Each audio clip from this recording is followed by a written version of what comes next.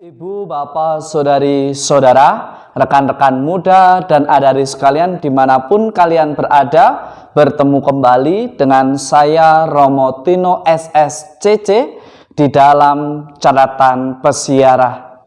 Adalah gerak Roh Kudus yang senantiasa tidak meletakkan kuk yang tidak dapat bisa dipikul oleh orang banyak, tetapi senantiasa menjadi sumber sukacita bagi semua orang karena warta sukacita yang betul-betul disampaikan dengan sukacita dan benar adanya.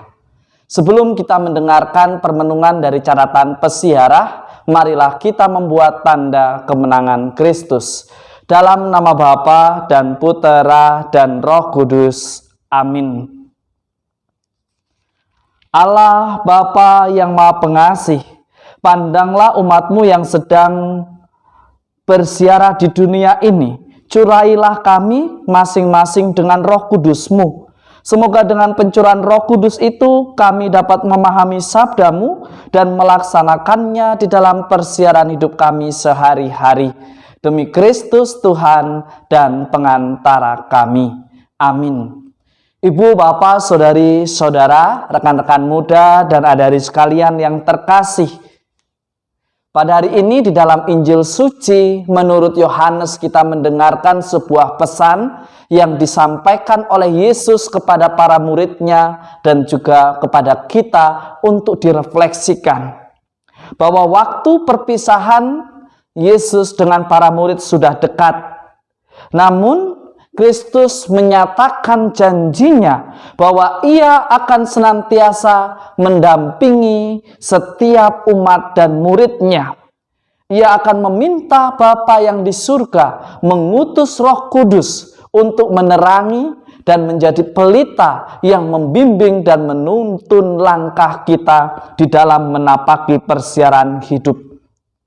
Roh Kudus yang dijanjikan oleh Tuhan itu yang akan membuka mata Anda, saya, serta kita semua, serta membuka hati kita, pikiran, sehingga Anda dan saya, serta kita semua, senantiasa diteguhkan di dalam iman kita. Yang dituntut oleh Tuhan Yesus kepada Anda dan saya, serta kita semua, ialah bagaimana kita senantiasa teguh di dalam iman, seia sekata, menaruh cinta kasih, melaksanakan kehendak Allah di dalam persiaran hidup kita. Sebagaimana yang Ia katakan di dalam Injil Suci menurut Yohanes, jika seorang mengasihi aku, ia akan menuruti firman-Mu. Jika Anda dan saya serta kita semua mengaku diri sebagai murid Kristus dan beriman, Ia akan melaksanakan apa yang difirmankan oleh Tuhan. Ia akan senantiasa mewartakan apa yang sudah diwartakan dan disampaikan oleh Tuhan tanpa harus menambah dan mengurangi apa yang disabdakan oleh Tuhan kepada kita. Maka mari kita belajar dari jemaat perdana yang dikisahkan oleh Lukas di dalam Kisah Para Rasul. Bagaimana gereja perdana menghadapi problematik pastoral yang ada pada zaman itu. Mereka membawanya di dalam konsili yang pertama di Yerusalem. Mereka menyampaikan segala keluh kesah mereka di hadapan para rasul dan juga para penatua-penatua pada saat itu. Betulkah beriman harus menjadi orang Yahudi? Betulkah beriman harus disunat? Sebuah problematik pastoral tetapi tidak menjadikan mereka mengalami perpecahan karena dibangun dari komunikasi yang baik. Selalu diawali dengan dialog yang baik. Bukan berdasarkan apa yang menjadi ambisi mereka, tetapi bagaimana mereka berkumpul bersama. Paulus dan Barnabas menjelaskan problematika pastoral mereka, hingga akhirnya Petrus mengatakan dengan bimbingan Roh Kudus membuat sebuah keputusan yang tidak memberikan kuk yang tidak mampu dipikul oleh mereka.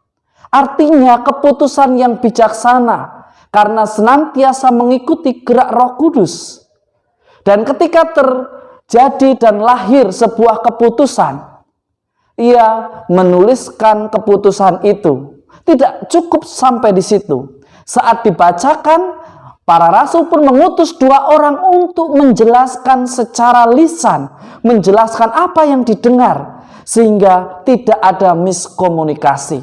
Karena kita tahu bahwa di dalam tulisan, di dalam teks yang biasa kita tulis dalam messenger, dalam message melalui WhatsApp, atau melalui Facebook, melalui direct message yang di Instagram, seringkali ada otonomi teks, di mana teks itu memancarkan maknanya sendiri, yang mungkin bisa terlepas dari maksud si penulis, dari maksud yang mengirim. Maka dikirim 2 orang untuk menyampaikan sehingga tidak terjadi miskomunikasi.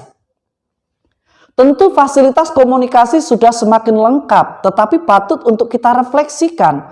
Mengapa dengan fasilitas komunikasi yang sudah membaik, fasilitas komunikasi yang sudah lengkap, justru terjadi problematika pastoral yang tidak pernah terselesaikan.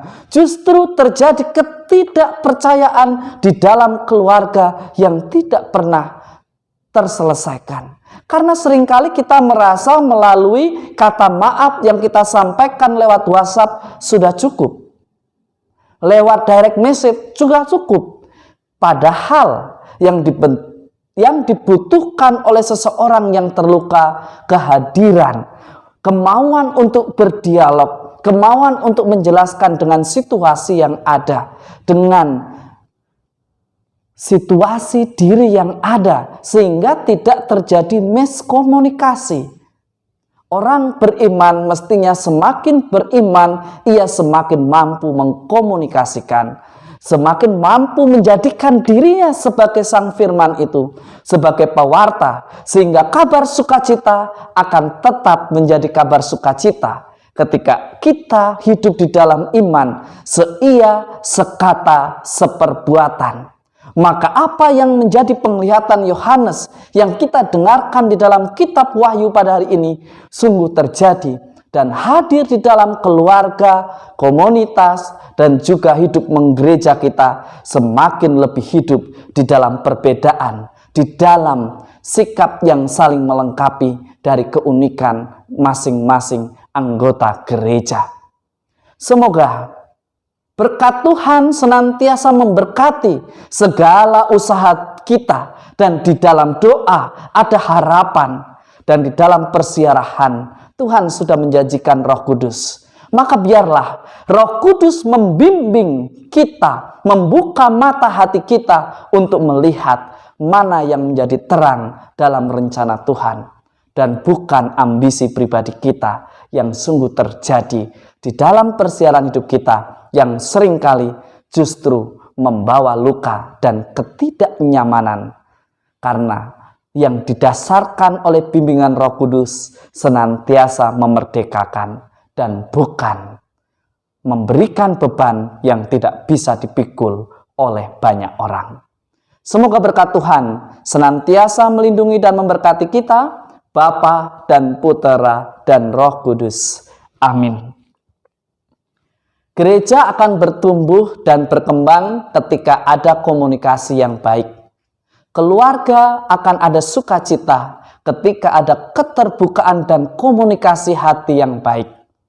Maka penting di dalam komunikasi tidak hanya aktif saat ada kesalahan, saat ada yang bisa dijatuhkan atau dihakimi, tetapi sebagai orang beriman kita harus dengan bijak berani memberikan apresiasi, berani mendukung, berani mendiskusikan, berani untuk mengkomunikasikan, sehingga hal-hal yang tidak perlu tidak harus terjadi di dalam persiaran hidup kita sebagai orang beriman.